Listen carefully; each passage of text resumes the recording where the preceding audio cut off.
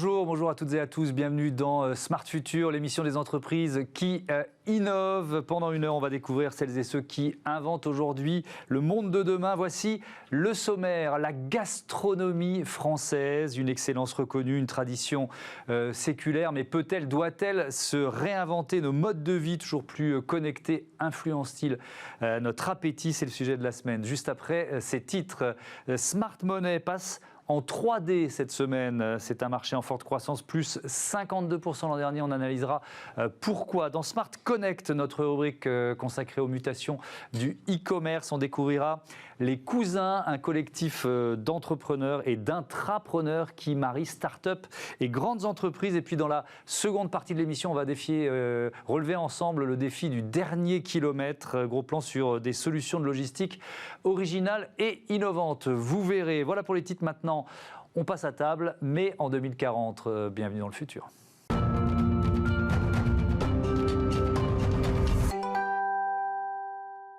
La gastronomie du futur, c'est donc le thème que je vous propose pour commencer avec mes invités. Christophe Lavelle, bonjour. Bonjour. Bienvenue, vous êtes biophysicien, chercheur au CNRS et au Muséum national d'histoire naturelle. Et puis vous publiez Molécules, c'est aux éditions Les Ateliers d'Argol, la science dans l'assiette.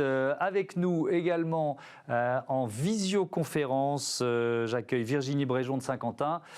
Bonjour, vous êtes enseignante-chercheur à l'école Ferrandi et entrepreneuse culinaire, on peut dire ça comme ça, puisque vous avez un restaurant en Bretagne à Saint-Suliac, la cabane à manger. La première question, elle est assez traditionnelle dans cette émission. Je vous demande de vous projeter. Quand vous imaginez, Christophe Lavelle, nos assiettes dans 10 ans, 20 ans, est-ce qu'elles sont forcément très différentes de celles d'aujourd'hui? Non, je pense qu'elles seront très similaires, de la même manière qu'elles étaient très similaires il y a 10 ans et il y a 20 ans. Si on fait une photo de l'assiette, je pense qu'on est complètement incapable de dire à quelle époque on va se trouver, pour une raison assez simple, c'est que l'alimentation est avant tout un fait culturel, et la culture ne se change pas comme ça en 10 ans ou en 20 ans. Quand on va fouiller dans le détail, il y a des moyens de production qui vont sans doute évoluer, mais on aura peu ou prou toujours le même genre d'ingrédients dans les assiettes. Peut-être moins de viande quand même, non? Voilà, mais après c'est des tendances qui se dessinent, de même que dans l'histoire de la cuisine, il y a des modifications dans les manières de cuire, dans les assaisonnements, etc. Mais il n'y a rien de spectaculaire. On ne peut pas accepter le spectaculaire dans l'alimentation. Un revirement total et une transition brutale n'est pas acceptable pour quelque chose d'aussi fondamental que l'alimentation. Oui, donc culturellement, on ne pourrait pas l'accepter en quelque sorte. Virginie Bréjon de Saint-Quentin, pour vous, vous êtes sur la même idée, notre assiette, elle sera sensiblement la même dans 10 ou 20 ans? Oui, bien sûr, tout dépend à quel niveau on pose cette question. On va toujours manger avec des couverts dans une assiette, pas de gélules au menu à proprement parler. Mais il y a quand même des changements qui me semblent être assez importants et inévitables, qui vont être par exemple une végétalisation de l'assiette, une reterritorialisation de l'alimentation avec une redécouverte de certaines variétés endémiques qui changent aussi avec le climat. On voit qu'en Bretagne, maintenant on a du thé, du poivre, du gingembre, bientôt du vin. Et puis certainement aussi des usages et des pratiques qui vont évoluer avec par exemple peut-être un retour d'un certain plat à partager ou alors des pratiques plus éclatées tout au long de la journée avec des petites prises. Alors, on a des petits soucis techniques, j'espère qu'on va réussir à les régler avec Virginie Bréjon de Saint-Quentin. Qu'est-ce qui fait évoluer la gastronomie, Christophe Lavelle, fondamentalement, nos modes de vie, qu'est-ce qui l'a fait changer? Alors, ça peut être nos modes de vie, parce qu'effectivement, notre manière de s'alimenter est très connectée à notre manière de vivre. Donc, ça soit par exemple la manière dont on travaille, donc si on est mobile ou pas mobile, si on a le temps qu'on s'octroie pour manger ou pas manger. Bien sûr que ça évolue. On voit bien qu'en ce moment, avec crise sanitaire oblige, les services de livraison ont explosé pour des raisons tout à fait d'époque. Mais c'est sans doute quelque chose qui va perdurer, cette facilité de se faire livrer à peu près ce qu'on veut quand on veut. Et ce qu'on appelle les dark kitchens, c'est-à-dire que des vont avec, voilà, donc qui sont donc c'est des cuisines sans salle et sans terrasse. Voilà, c'est des unités de production, comme des unités centrales qu'on a pour nourrir les centres hospitaliers ou les EHPAD. Sauf que là, c'est dans le cadre de la restauration commerciale, donc une offre qui peut être plus ou moins qualitative. Oui, on peut faire de la gastronomie de qualité dans une dark kitchen. On peut faire de la gastronomie de qualité. Après, il y a les contraintes de livraison qui font que le dressage peut être un peu plus compliqué. Bien sûr. Mais tout ça, c'est des choses qui se mettent en place et qui vont sans doute perdurer après la crise, bien sûr. Mais dans notre manière de s'alimenter, il y a toutes les injonctions de l'époque. On voit bien qu'aujourd'hui, la notion de l'environnement est fondamentale, alors qu'on s'en foutait complètement il y a 30 ans, parce que c'était pas encore le réchauffement climatique était une idée tout à fait abstraite à l'époque. Ça devient concret, donc les gens, dans leur assiette, commencent à s'y intéresser de plus en plus et donc ça oriente les choix. Oui, et donc les chefs l'intègrent aussi à leur réflexion. C'est vrai que les chefs, il y a 20 ou 30 ans, ils proposaient, quelle que soit la saison, des produits qui pouvaient venir de l'autre bout de la planète. C'était pas un souci. C'était un non-sujet. Ouais. L'environnement était un non-sujet, tout comme la santé était un non-sujet il y a 50 ans. On avait juste, il y a 60-70 ans, on sortait de la guerre, il fallait manger. Il y a un moment où on a commencé à rappeler que il fallait manger sainement. Et aujourd'hui, on rappelle qu'il faut non seulement manger sainement, mais aussi manger de manière durable. Et donc, ça fait beaucoup d'injonctions qui font forcément évoluer nos pratiques. Et on va reprendre certaines de ces injonctions. Virginie Bréjon de Saint-Quentin, l'école Ferrandi, c'est évidemment la tradition culinaire française, mais vous êtes forcément aussi tourné vers l'avenir. Vous avez un laboratoire d'innovation culinaire. On y apprend quoi ? Bien sûr, c'est la tradition culinaire et hôtelière française et c'est aussi en effet la prospective sur les tendances et sur l'avenir de nos métiers. Et en tant qu'école de gastronomie et d'hôtellerie centenaire, on se doit se projeter vers l'avenir et c'est l'objet de ce laboratoire d'innovation. Qui regroupe des chercheurs qui vont travailler à la fois sur le management hôtelier, sur justement les questions de bien-être alimentaire avec Ophélie Mugel, sur des questions d'effectuation, donc la capacité des restaurateurs ou des hôteliers à réagir à des questions d'entrepreneuriat avec ce dont ils disposent. Donc on va se rapprocher aussi sur des questions de résilience. Et puis on peut travailler aussi sur des questions de nouveaux business modèle. Alors, si on va essayer de faire un focus sur le bien-être alimentaire, parce que c'est très vaste comme notion. Quand on parle d'innovation associée à cette idée de bien-être alimentaire, ça nous mène où ? Alors ça, c'est vraiment le travail, l'expertise d'Ophélie Mugel, qui est enseignant-chercheur à Ferrandi, et qui va travailler sur l'idée d'alignement, en fait, entre ces pratiques alimentaires et ce que l'on perçoit comme valeur liée à sa consommation, mais aussi sur la façon dont on veut se sentir en tant qu'être humain mangeur. Et donc, ça va associer des pratiques de sociologie en termes de recherche, d'ethnographie et d'alimentation. On a travaillé ensemble, par exemple, sur la question du cours de cuisine et des bonnes pratiques en cours de cuisine et à quel point, en fin de compte, on vient chercher des astuces pour mieux cuisiner, mais on vient aussi se conforter dans sa capacité à cuisiner, à innover au quotidien et à contribuer à une espèce de justement culture de l'alimentation qu'on va reproduire chez soi. Et donc, on dépasse la cuisine technique pour en faire un mode de vie. Ça veut dire, Christophe Lavelle, qu'on va aussi vers je reste sur ce thème du bien-être ou de santé et alimentation, ce que vous avez un peu évoqué tout à l'heure. Alors d'abord, c'est pas nouveau, mais il y a ce qu'on appelle les alicaments. Oui. C'est quoi ? Qu'est-ce que ça ? Est-ce que c'est une tendance d'avenir ? Alors, tendance d'avenir, c'est difficile à dire. C'est clair que la santé aujourd'hui est un des principaux moteurs de changement de comportement alimentaire. Parce que ça nous concerne égoïstement, j'allais dire. Notre santé, c'est moi qui dois la gérer. À partir de là, tout le monde est en quête de cette alimentation bonne pour la santé. Il peut y avoir cette espèce d'idée de facilité en disant, à travers les alicaments qui sont en fait des aliments reformulés, transformés et enrichis dans des nutriments soi-disant essentiels, vitamines, minéraux ou éventuellement protéines. C'est une alimentation médicalisée d'une certaine manière qui est vraiment à la frontière, comme on en a dit, entre la médecine et l'alimentation. Donc c'est assez discutable parce qu'en fait toutes les études d'envergure type Suvimax, qui a suivi 13 000 personnes pendant 8 ans, montrent que tout ce qui est complément alimentaire n'a aucun intérêt, strictement aucun intérêt sur une alimentation de longue durée. Le seul intérêt des aliments transformés et enrichis, c'est dans le cadre de carences avérées. Éventuellement, par exemple, un régime qui est à la mode, ou de plus en plus régime vegan ou végétalien, il est par défaut carencé.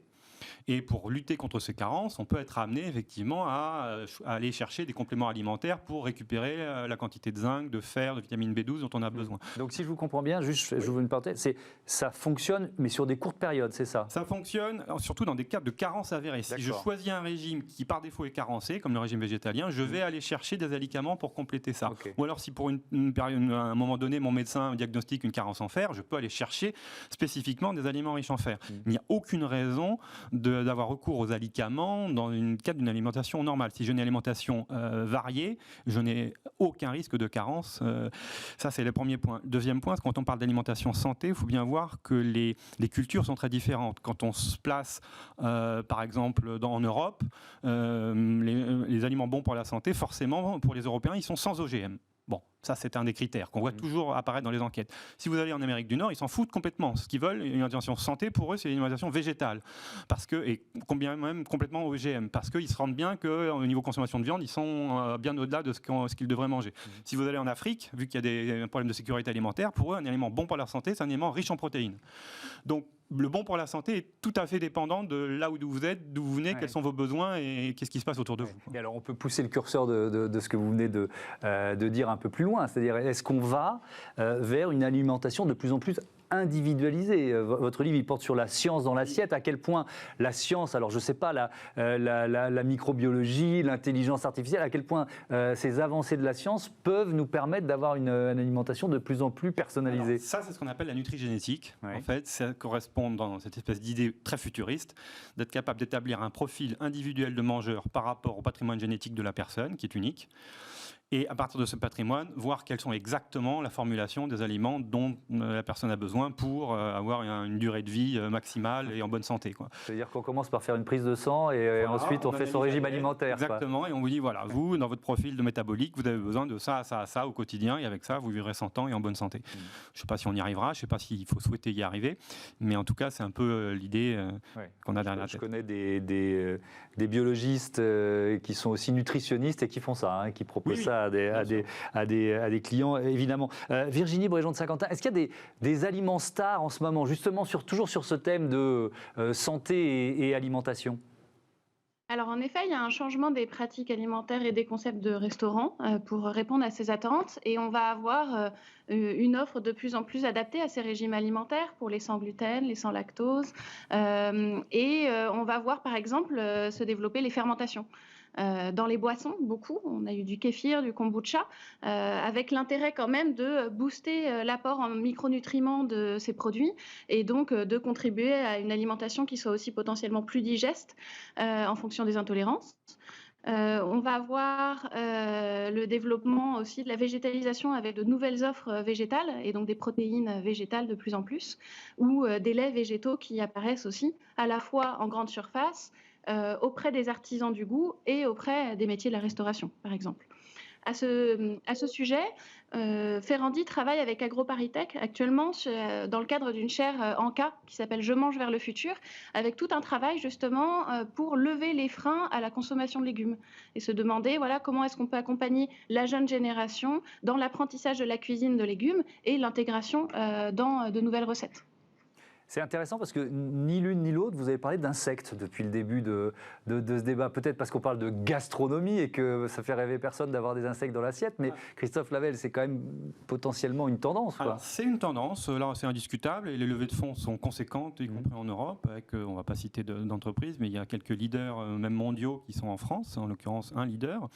Et pour l'instant, c'est une alimentation fantôme dans le sens qu'elle passe à travers le système agricole, végétal et animal. Ce que je veux dire par là, c'est que la production d'insectes, pour l'instant, sert, d'une part, les déjections servent à l'agriculture végétale, parce que c'est des engrais azotés que ça permet de générer. D'autre part, les farines d'insectes servent, mais aux élevages type volaille ou truite ou poisson d'élevage. Donc on les retrouve dans notre assiette, les insectes, mais à travers des produits dont on a l'habitude, c'est-à-dire des légumes et de la viande et des poissons.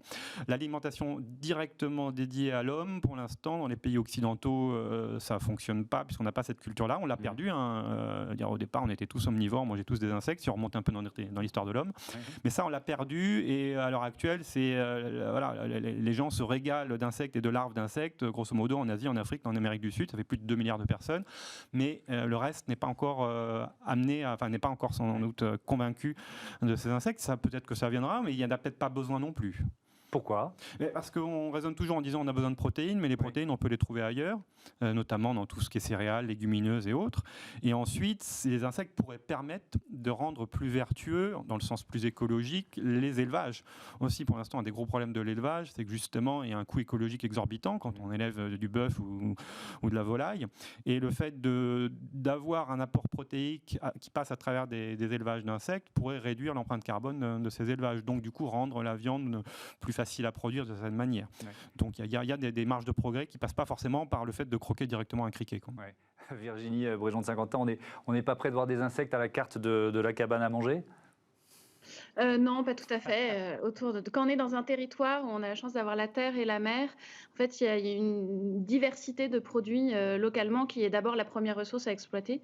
Et en effet, avec une végétalisation de l'assiette, c'est déjà si on change les recettes qu'on apprend dans les lycées hôteliers, ce qui est vraiment en train de changer aussi dans les enseignements, notamment dans notre école, où à l'époque, on avait 70% d'apport en protéines animales et 30% d'apport en fait en accompagnement de végétaux, de légumes. Aujourd'hui, on va passer plutôt sur un rapport 30-70 qui va déjà permettre d'avoir un gros impact sur notre consommation de viande et puis développer des recettes qui sont potentiellement végétales sans être affichées véganes comme telles, pas forcément militantes, mais comme étant partie de notre nouvelle culture culinaire.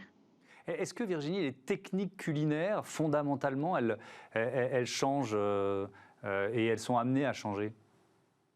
Alors, elles ne vont pas changer fondamentalement, c'est-à-dire qu'une cuisine va rester une cuisine. Il va y avoir la question de la cuisson, par exemple, et de l'apport du chaud de différentes manières. En revanche, il y a quand même un retravail justement avec la question de la fermentation et du temps qui fait qu'on voit des laboratoires de fermentation se développer dans les restaurants et même chez les particuliers qui vont un peu accumuler les bocaux et les torchons par-dessus. On a vu pendant les confinements le développement du levain, probablement le kombucha qui apparaît. Peut-être qu'on va se mettre à faire notre fromage si on a un 6e ou un 7e confinement. C'est cette perception du temps long qui change et donc qui veut dire des ustensiles, mais plutôt ce qu'on appelle low-tech, pas forcément une hyper mécanisation ou pas forcément un besoin d'intelligence artificielle absolue sur ces questions-là. Et d'un autre côté, on a en effet des solutions pour le coup assez folles, comme ces ingénieurs du MIT qui ont développé des robots qui cuisent et qui tournent et préparent les produits à la demande, vont remplacer d'une certaine manière une cuisine, mais certainement pas un chef qui lui est là pour, au départ, quand même sélectionner les produits et créer la recette. Pour terminer, Christophe Lavelle, là, on est où la France dans le classement de ceux qui inventent la cuisine de demain ? Est-ce qu'il y a justement beaucoup de business, beaucoup d'argent qui est mis là-dedans ? Alors, il y a, à part la question de l'insecte, dans laquelle effectivement on est pas mal placé, pour le reste, il faut reconnaître qu'on n'a pas trop la culture innovation, dans le sens que la gastronomie chez nous reste un sujet sérieux. Alors, attention à ce que je dis quand je dis ça, mais sérieux au sens, c'est des valeurs qu'on ne modifie pas aussi facilement que ça. Donc, c'est vrai que l'innovation va se trouver en Californie, elle va se trouver en Israël, beaucoup. C'est là où Israël, le steak de synthèse, ils sont très forts là-dessus. Aujourd'hui, tout ce qui est de synthèse, toutes les boîtes type Memphis Meat, Beyond Meat, Impossible Food, Imaginary Dairy, etc. Toutes ces entreprises qui créent du simili animal à partir de végétal, c'est aux États-Unis et en Israël principalement. Et nous, on est très frileux par rapport à ça, pour des bonnes et des mauvaises raisons. Je ne vais pas rentrer dans le détail, mais voilà, c'est clair que l'innovation culinaire, c'est pas forcément la tête de, comment dirais-je, la réputation de notre pays, quoi. Oui. On a l'histoire derrière nous qui fait qu'on n'est pas les premiers, peut-être. Pas mal aussi, quand même. Bah oui, on est d'accord. Merci beaucoup. Merci à tous les deux d'avoir participé à ce débat. Merci Virginie Bréjon de Saint-Quentin et merci à l'école Ferrandi. Puis je rappelle, Christophe, le titre de votre livre, Molécules, la science dans l'assiette, publié aux ateliers d'Argol. À très bientôt sur Bismart. Allez, tout de suite, on parle d'argent avec le marché de l'impression 3D. Retrouvez Smart Money au cœur de Smart Future avec eToro, leader mondial des plateformes de trading social.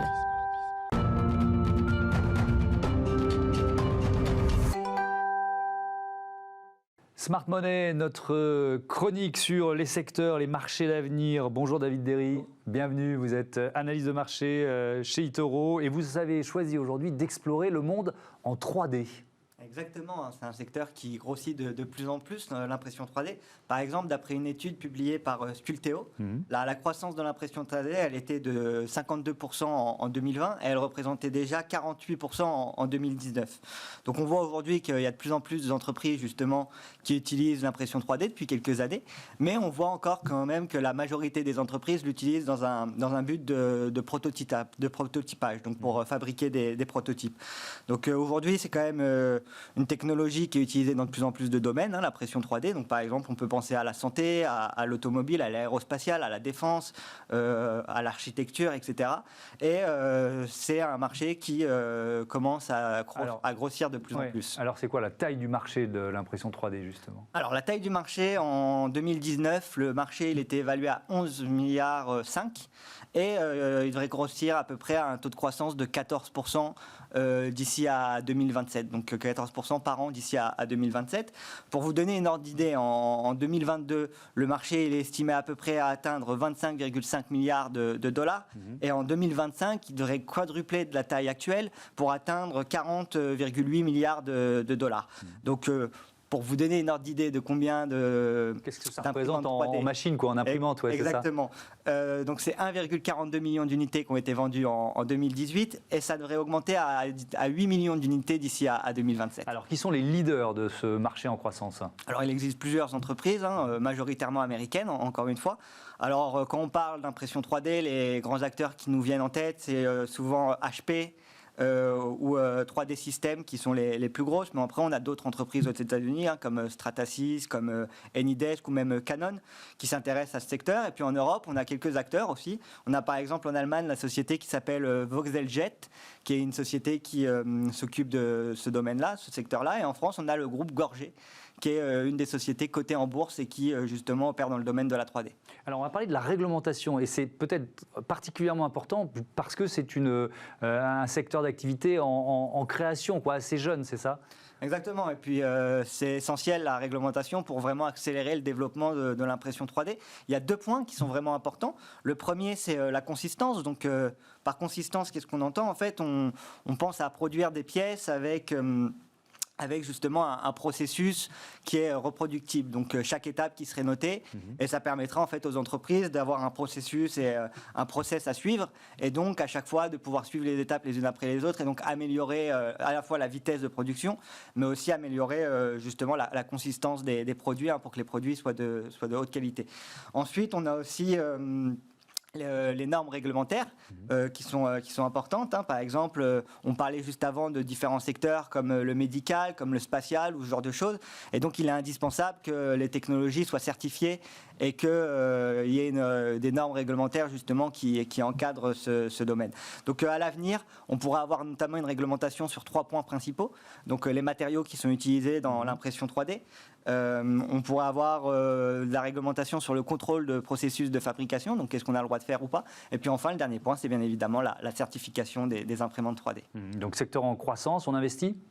Alors, est-ce qu'on investit? Ça dépend de tout à chacun, mais c'est un secteur qui est bien évidemment assez intéressant à suivre. Aujourd'hui, on voit vraiment que l'impression 3D, il est en train de changer le paysage industriel. On voit souvent à la télé ou sur Internet les maisons justement construites en 3D. Mais aujourd'hui, c'est vraiment un secteur qui va disrupter de plus en plus d'industrie et qui va permettre aux gens de s'envoyer des plans en quelques clics de boutons totalement en 3D. Et donc, on voit aussi que de plus en plus de départements dans la recherche et développement investissent des montants assez colossaux quand même dans ce secteur-là. Donc c'est un secteur assez intéressant et en tant qu'investisseur, il est intéressant de garder un œil sur le secteur de la 3D. Merci beaucoup, merci David Derry. Je rappelle que vous êtes analyste de marché chez eToro. Smart Connect, tout de suite, les mutations du e-commerce. Retrouvez Smart Connect au cœur de Smart Future en partenariat avec Cdiscount.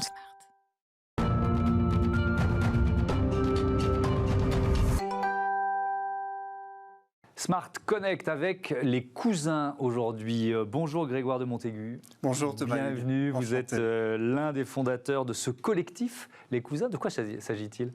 Les cousins est effectivement un collectif d'entrepreneurs au service de la réussite de la transformation digitale des entreprises. On est parti en fait d'une idée très très simple. nous sommes absolument convaincus que le vecteur de transformation passe par des partenariats fructueux entre start-up choisies et grands groupes, ETI ou PME, absolument volontaires. Donc ça veut dire que vous faites matcher en quelque sorte des startups d'un côté et des entreprises de l'autre, des entreprises installées de l'autre? On va même jusqu'à dire à nos clients que nous sommes une agence matrimoniale, en ce sens qu'il faut à la fois coacher côté entreprise. On perçoit souvent des difficultés sur définir l'opportunité, le fait de bien cadrer ce cas d'usage, et du côté de la start-up, souvent clarifier les intentions, les timings et la proposition de valeur que ces start-up peuvent apporter. Qui forme comme ça le groupe des cousins? Qui sont les cousins des entrepreneurs? Alors en fait, on a trois grands piliers. Le premier, c'est qu'en fait, on a recruté et on anime une communauté d'entreprises et de décideurs en entreprise de direction marketing, digital, transformation. Et tous ces gens-là cherchent en fait des idées, mais surtout des solutions immédiates. Le deuxième grand pilier, c'est en fait ces 120 porteurs d'innovation, dont 80 startups aujourd'hui, qui ont des solutions très concrètes applicables sur une quinzaine de secteurs. Et enfin, ce collectif d'entrepreneurs que j'incarne, donc on est tous des anciens de transformation digitale, pour ma part en assurance, Olivier en BTP, on a Rodolphe en télécom, etc.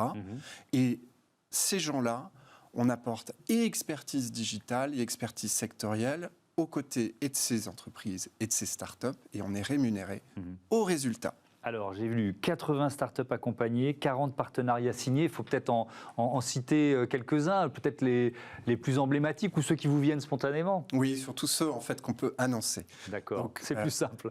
Et donc, pour vous montrer et vous donner un exemple très concret, donc, par exemple, Decathlon nous dit on a un projet de création d'abonnements, de location de vélos. Comment peut-on faire? Comment peut-on accélérer? Écoutez, nous, on a Ziki, une super start-up qui opère l'abonnement et qui vous permettrait d'aller plus vite, faire mieux et surtout beaucoup moins cher. Et donc, grâce à ce mariage, on parlait de matching entre Decathlon et Ziki, en quelques semaines, Decathlon a pu lancer son pilote à Paris et à Lille sur ce service d'abonnement de location de vélo, pour ensuite se poser la question du déploiement à l'échelle nationale en 2021. C'est ça de la transformation. En quelques semaines, c'est aussi rapide que ça. C'est pas forcément aussi rapide que ça. Ça peut aussi être un partenariat qui va prendre plus de temps, j'imagine. Alors, moi, je vous parlais de mise en place, mais effectivement, ce qu'on prône, c'est la continuité, c'est la durée. La transformation, c'est un sujet très, très dur et il faut de la discipline dans l'exécution. Oui, ça veut dire que ce partenariat, entre Decathlon et Ziki, il va durer évidemment dans le temps, mais moi ce qui me marque, c'est que la solution, elle a été trouvée rapidement, parce que vous les mettez en relation avec une solution qui marche déjà, c'est ça qui est déjà éprouvé. C'est la créativité de moyens, donc ça veut dire que j'ai été clair, mais vous voyez bien que cette maturité aujourd'hui de start-up qui sont aujourd'hui disponibles en 2021 sont en fait des solutions immédiates et prêtes à l'emploi pour des entreprises qui souhaitent absolument accélérer leur transformation digitale. Comment vous voyez l'avenir des cousins? Alors on a une ambition qui est d'être à 5 ans incontournable sur la place de la transformation digitale, idéalement en Europe.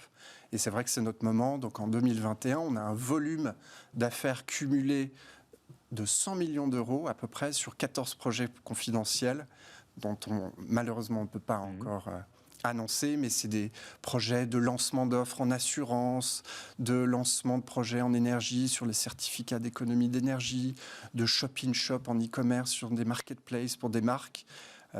Justement, cet alliage entre expertise sectorielle et expertise entrepreneuriale, on pense qu'on est un vrai vecteur alternatif de transformation par les opportunités business. Merci beaucoup, merci Grégoire de Montaigu et à bientôt. Merci beaucoup. Sur Bismart, on marque une pause et puis on entre dans la Smart City, dans la ville intelligente, à la découverte de solutions innovantes pour relever le défi du dernier kilomètre. Voilà ce que je vous propose dans un instant.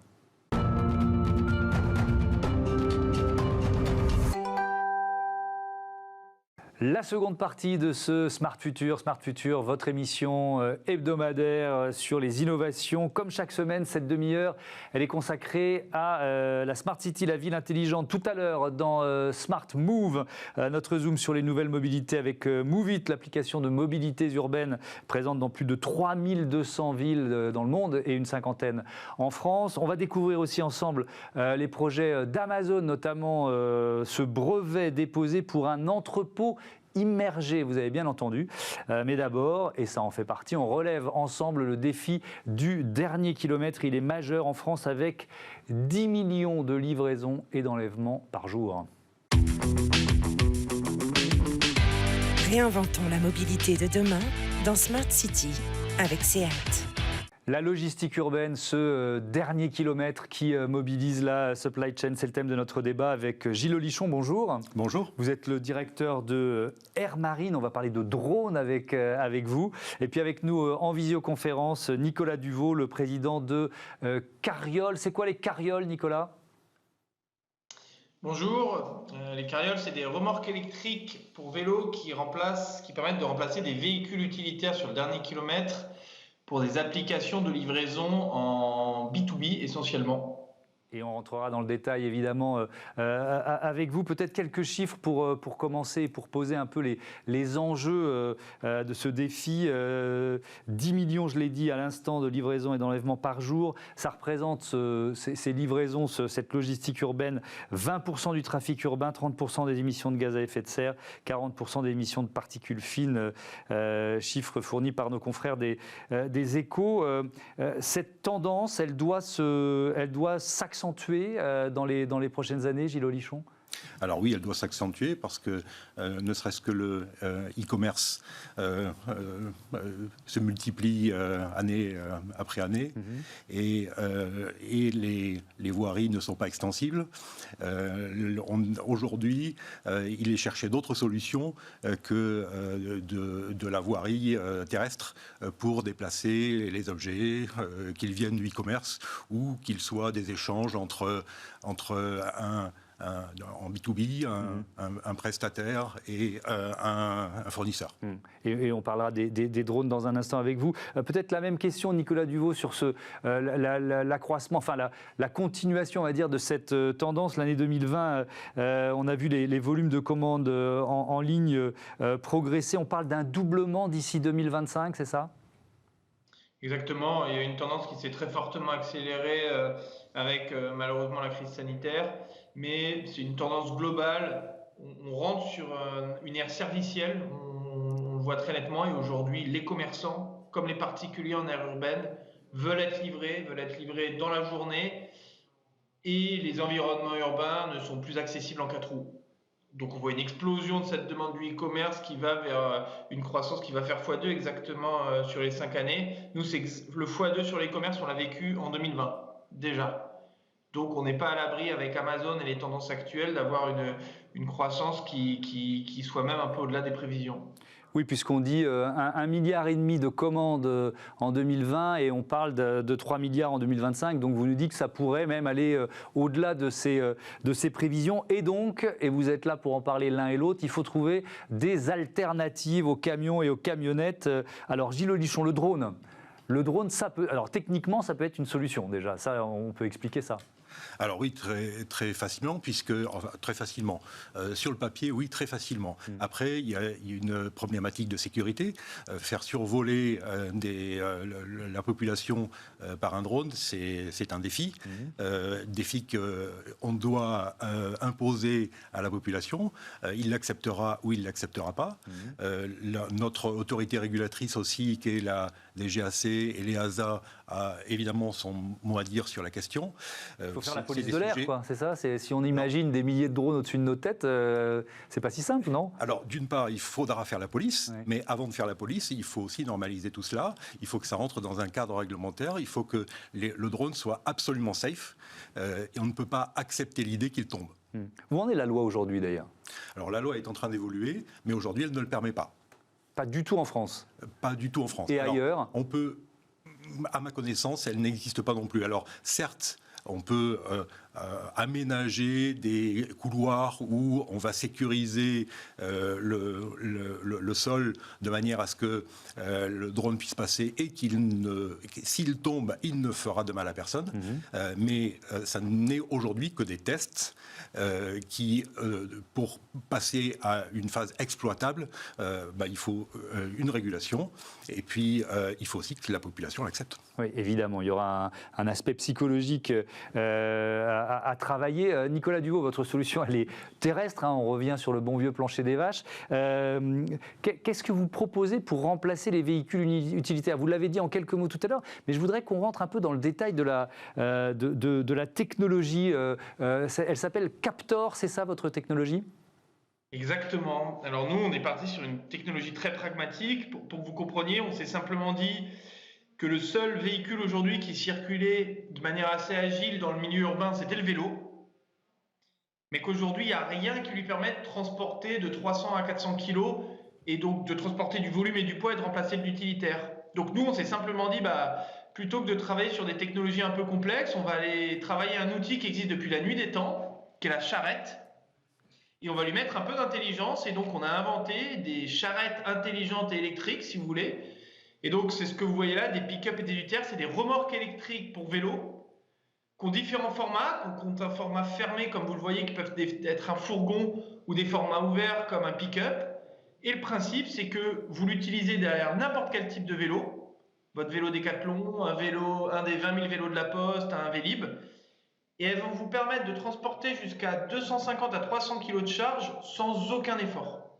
Alors, j'ai du mal à comprendre. Ça veut dire que le vélo lui-même n'est pas électrique, c'est ça, hein?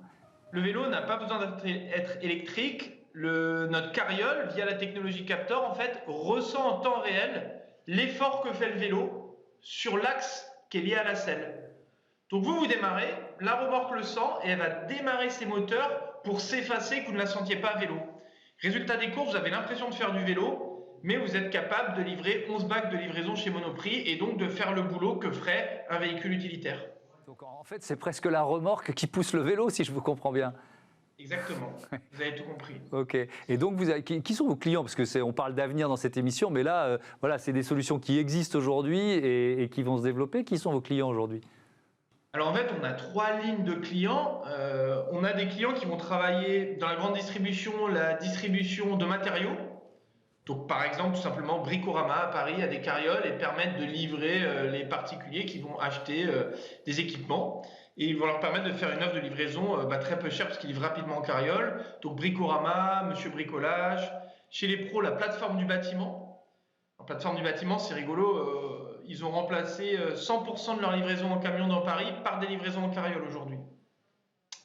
Et d'autres clients très connus, Monoprix, si vous habitez à Paris, il y a quelques années, vous voyez des vannes Monoprix livrer les consommateurs. Aujourd'hui, Monoprix, ils ont remplacé 150 véhicules utilitaires par 150 carrioles dans Paris. C'est des grosses caisses bleues que vous devez voir derrière des vélos devant vos Monoprix. Et ils livrent directement les clients finaux. Puis après, on a d'autres types d'utilisateurs, Kiloutou, Loxam, qui vont livrer du petit matériel. Toutes les entreprises, finalement, qui peuvent avoir, via du service ou via des besoins internes, le besoin d'utiliser un véhicule utilitaire sur le dernier kilomètre. Alors justement, ce défi du dernier kilomètre, il y a aussi la question des infrastructures à mettre en place à l'entrée des villes, des entrepôts qui servent de plateforme logistique pour décharger les camions, accueillir les transporteurs du dernier kilomètre. Mais il y a la question du temps et de la distance entre cet entrepôt et le centre-ville. Un drone, Gilles Olichon, si on rentre dans les détails techniques, un drone, ça peut livrer quel type de colis et jusqu'à quelle distance? Alors vous allez me dire, ça dépend de la taille du drone, j'imagine, mais c'est quoi la réponse à cette question? Alors, ce qui est aujourd'hui admis par les gens qui travaillent dessus, c'est que de 3 à 5 kilos, on déplace déjà plus de 80% des colis. Voilà. D'accord, donc ça veut dire que vous pouvez avec un drone opérer sur 80% du marché, donc c'est déjà pas mal. Et il faut un drone de quelle taille pour porter un paquet de 3 à 5 kilos? Je le montre moi, ça fait quoi? Ça fait cette envergure-là à peu près? Ou un peu plus grand? Un peu plus grand, oui, un peu plus. Pour 3 kilos, on va être entre 10 et 15 kilos de masse au décollage du drone. D'accord. C'est-à-dire qu'on dit assez couramment que sur un drone, il y a un tiers de la masse qui est toute la cellule du drone, un tiers pour emmagasiner l'énergie et un tiers de charge utile. Alors, on voit au moment où vous parlez des images qui nous projettent un peu dans ce que pourrait être l'avenir du drone dans votre entreprise. Ça s'appelle le Pélican. Comment il fonctionne ? Décrivez-nous, vous pouvez me regarder, décrivez-nous ces images. Alors, il résulte déjà d'un cahier des charges qui est que le drone ne doit pas tomber. Même s'il fait une collision en vol contre un oiseau, contre un autre aéronef, contre un système au sol, une grue, il ne doit pas tomber. Donc, on a développé une solution qui permettait qu'il ne tombe pas parce qu'il bénéficie de deux moyens de sustentation. D'abord, c'est une aile volante et d'autre part, il a des propulseurs intégrés dans les ailes et qui lui permettent justement de pouvoir se sustenter même si la voilure avait un gros choc. Ok, donc il tient en l'air même en cas d'accident. Ça, c'est le premier élément. Ce qu'on voit sur les images, c'est qu'il a une sorte de, je ne sais pas quel terme employer, mais de coffre intérieur qui lui permet de livrer le colis dans un espace prévu pour ça. C'est comme ça que vous l'avez imaginé ? Alors, ce qu'il faut dire aussi, c'est que le drone ne suffit pas à régler cette problématique-là. Il faut aussi que le drone puisse se poser pour pouvoir récupérer un nouveau colis ou livrer ce colis-là. Voilà. Et il faut savoir aussi que en ville, l'aérologie, c'est-à-dire le vent qui passe sur la rugosité du sol, et sur les maisons, la rugosité est importante, eh bien, l'air est perturbé. Et le drone, lui, son espace, c'est l'air. Donc, il faut aussi régler la problématique de son atterrissage. Exactement. Ouais. Donc voilà. Il faut un espace dédié, c'est ça ? Il lui faut un espace dédié et qui soit le moins possible perturbé par la rugosité du relief. D'accord. Mais donc, alors moi, ce que je vois là sur ces images, on peut peut-être les revoir d'ailleurs, c'est que il peut pas. C'est un projet. Hein, on est dans l'image de synthèse, etc. C'est même pas un prototype qu'on voit, mais le colis, il a un seul format là. Ce que l'on voit. Vous voyez ce que je veux dire ? Donc il ne peut pas s'adapter aux différents formats de colis. C'est un coffre. Et dans ce coffre-là, on vient mettre le colis. Et d'ailleurs, ce coffre-là détient également les batteries, c'est-à-dire l'énergie qui va lui permettre d'aller vers un autre endroit de livraison, d'enlèvement ou de livraison. C'est quoi le principal frein aujourd'hui ? C'est la réglementation ? C'est pas la technologie, si je comprends bien. Alors, c'est tout ça. Un peu les deux. Voilà. C'est la technologie, parce qu'il faut pouvoir démontrer que la technologie est fiable, qu'elle sait s'affranchir des problèmes de l'aérologie. Il faut aussi que la population l'accepte. Et on a, avec un drone, des bruits, des sons qu'on n'a pas l'habitude d'entendre. Donc notre génération aura du mal à être convaincue. Je pense en revanche que les générations qui arrivent, elles, seront beaucoup plus favorables à ça. Et voilà, c'est une problématique. On a l'impression, nous, que ce sont des abeilles en train de nous attaquer. Je reviens, Nicolas Duvaux, à cette question de la distance entre l'entrepôt où, en quelque sorte, les camions livrent les colis et le centre-ville. C'est un point majeur, ça ? C'est-à-dire que les infrastructures pour entreposer les colis qui arrivent d'un peu partout en France dans un environnement urbain ? C'est un point essentiel.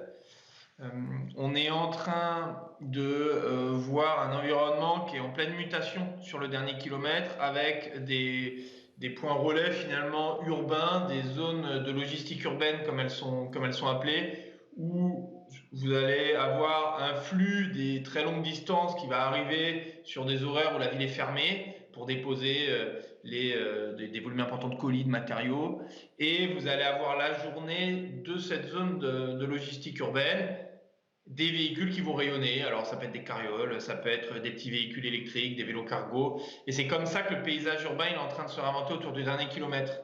Donc il y a 2 types d'acteurs. Il y a les acteurs qui ont déjà ce foncier, cette présence, les postes nationales, ou des acteurs du retail qui avaient déjà ces entrepôts pour de l'alimentaire et donc qui se positionnent très rapidement comme des acteurs efficaces du dernier kilomètre parce qu'ils ont déjà ces entrepôts. Et puis il y a tous les acteurs traditionnels qui ne les avaient pas, qui il y a 10 ans, 20 ans, continuaient à arriver avec le camion sur le dernier kilomètre depuis l'autoroute, qui aujourd'hui ne peuvent en fait plus le faire, que ce soit d'un point de vue écologique mais aussi économique. C'est d'ailleurs le premier sujet, c'est le temps de circulation sur le dernier kilomètre, c'est la première pénibilité qui fait que les acteurs traditionnels vont vers des nouvelles mobilités. Et pour ces acteurs-là, ils sont dans l'obligation de faire des partenariats avec des structures qui vont leur permettre d'avoir des zones urbaines de stockage.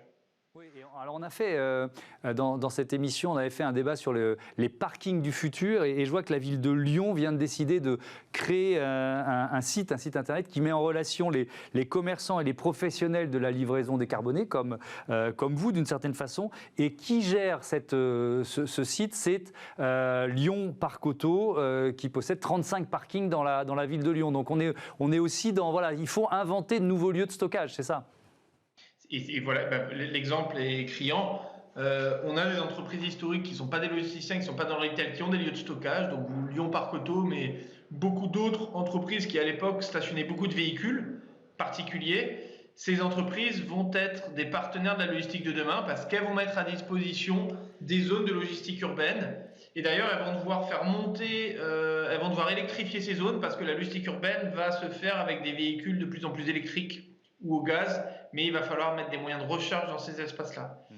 Mais c'est exactement ça, le stationnement urbain fera partie intégrante de la logistique du dernier kilomètre. Ils vont accueillir des flux. Oui, restez avec nous, pardon de vous interrompre, on va continuer, on reste dans ces défis, dans cette logistique avec la chronique d'Olivia Hieré-Dobré, on va parler d'Amazon.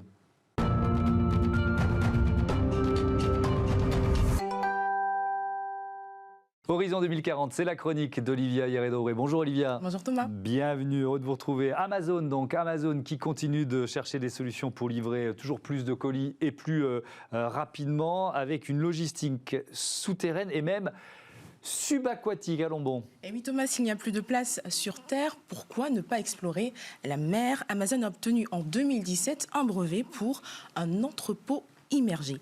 L'idée est d'entreposer sous l'eau des colis. Ils y seront placés par des tapis roulants ou par des drones qui les largueraient par parachute. Ensuite, ils sont censés couler jusqu'au fond de l'entrepôt, sous l'eau. Les colis seront bien évidemment étanches, mais c'est mieux. Sinon, ça serait ballot quand même. Mais ce qui est intéressant, c'est le système imaginé par Amazon pour les récupérer une fois au fond de l'eau. Et là, pas question d'embaucher des plongeurs. Tout est automatisé. Regardons le schéma proposé par Amazon. Chaque paquet est relié à un ballon et une bonbonne de gaz. Chaque bonbonne, quant à elle, est dotée d'une balise qui répond à un signal sonore spécifique. Lorsque son signal retentit sous l'eau, la bonbonne de gaz correspondante se déclenche. Elle remplit le ballon qui se gonfle et dirige le paquet à la surface de l'eau. De là, le colis peut être soit dirigé vers un entrepôt sur Terre ou des employés le réceptionneront, soit récupéré par des bateaux ou encore transporté par des drones. Et Amazon dit que cette technique peut aussi être transposée sur des lacs naturels ou même dans des piscines. Alors ça semble complètement surréaliste comme ça, mais quels sont les avantages potentiels de cette solution? Alors il y en a plusieurs. La réduction des frais de stockage principal poste donc de dépenses de ce type d'entreprise, des économies en termes de main-d'œuvre, et puis ce stockage sous-marin présente aussi l'avantage d'être exempté de loyer ou de taxes d'habitation. On va inventer la taxe d'habitation sous-marine. Amazon qui explore également l'idée d'entrepôts souterrains pour livrer directement, écoutez bien, les maisons des particuliers et les bâtiments des entreprises. Oui Thomas, c'est un autre brevet déposé en 2016 par Amazon. Le principe est simple, construire un énorme réseau souterrain de tunnels qui serait relié d'un côté aux maisons et de l'autre à l'un de ces entrepôts. Les colis seraient envoyés sous terre et arriveraient à destination sans retard dû au trafic. Et Et selon Amazon, cela permettra également de réduire le nombre de véhicules sur les routes. Surtout comment ces colis seraient acheminés? Parce que ça semble assez compliqué quand même. Alors, Amazon envisage justement plusieurs possibilités. Il est question par exemple d'un système de transport sur rail, de tapis roulants ou encore de tubes pneumatiques sous vide. Moi je suis sceptique parce que ça supposerait des investissements à mon avis assez gigantesques et on sait si ça verra le jour. Alors pas de communication particulière d'Amazon dans ce sens pour le moment, mais ces idées de brevets donnent surtout une idée de sa capacité à se réinventer et à se projeter dans le futur dans un secteur qui est de plus en plus concurrentiel. Bon, en même temps, en matière d'investissement, Amazon a les moyens. On a vu avec leurs résultats trimestriels publiés cette semaine. Vous imaginez vos drones aller récupérer des colis en pleine mer comme ça? Oui. Pourquoi pas? Pourquoi pas? Mais en fait, il y a une logique. C'est-à-dire que sur Terre, on n'a plus de solution. Donc, on a la solution de l'air ou bien du sous-sol. Et on voit qu'Amazon dépose des kyrielles de brevets parce que, Olivia, voilà, on les cite souvent dans vos chroniques parce que voilà, ils déposent des brevets. On verra bien ce qu'ils en font. Merci beaucoup. Merci à tous les deux d'avoir participé à ce débat qui était passionnant sur ce défi du dernier kilomètre. On reste sur ce thème des nouvelles mobilités avec Smart Move.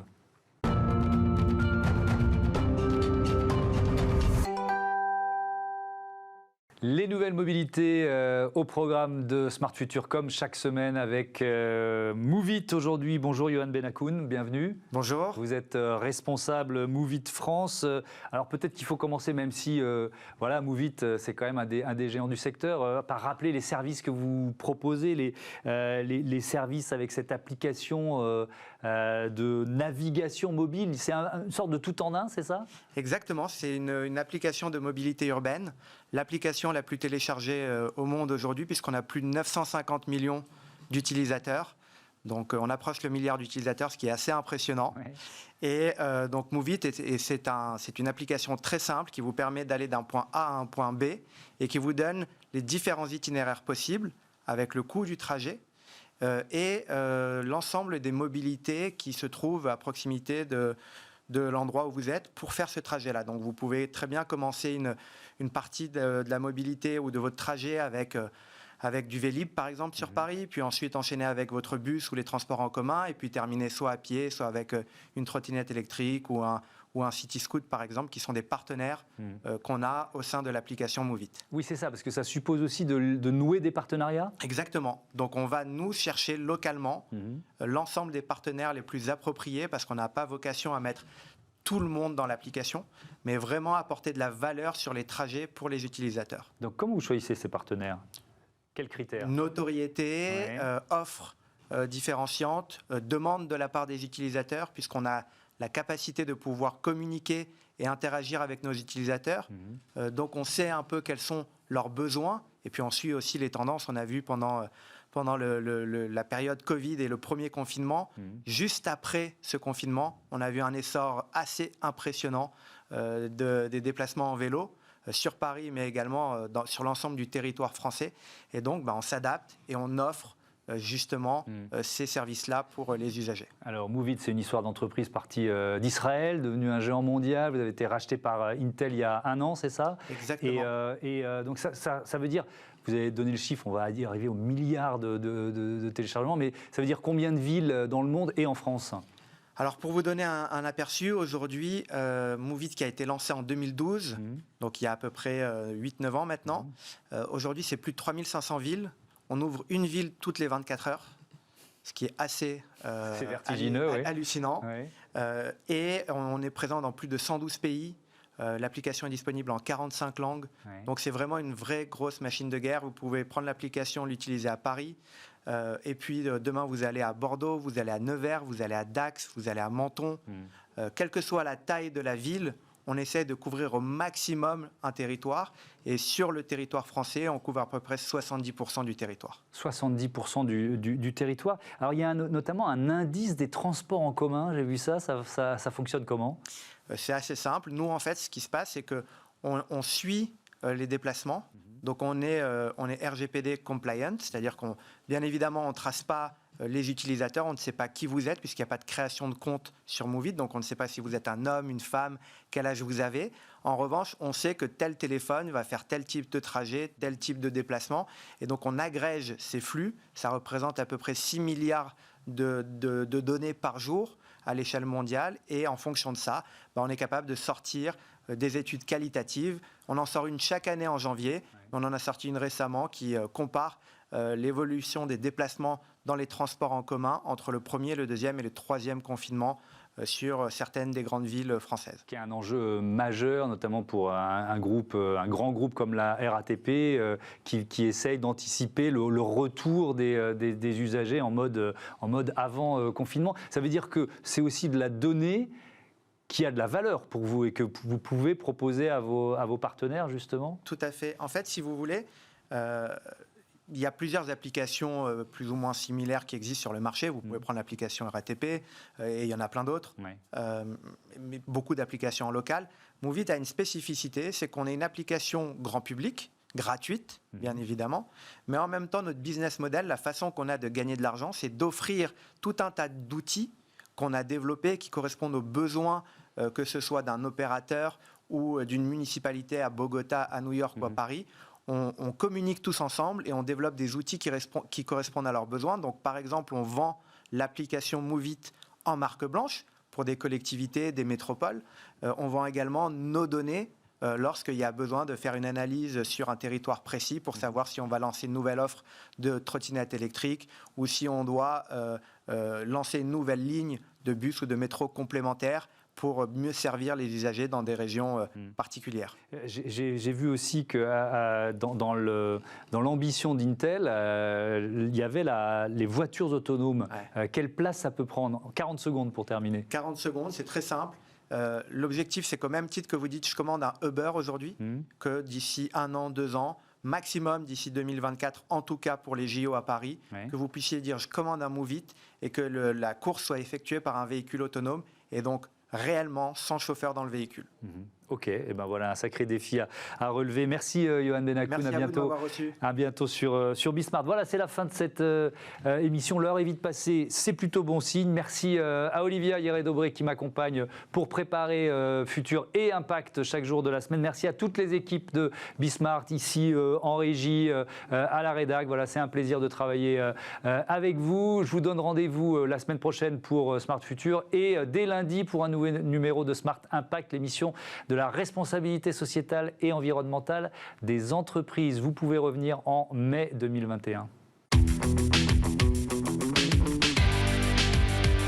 Ce programme vous a été présenté par SEAT.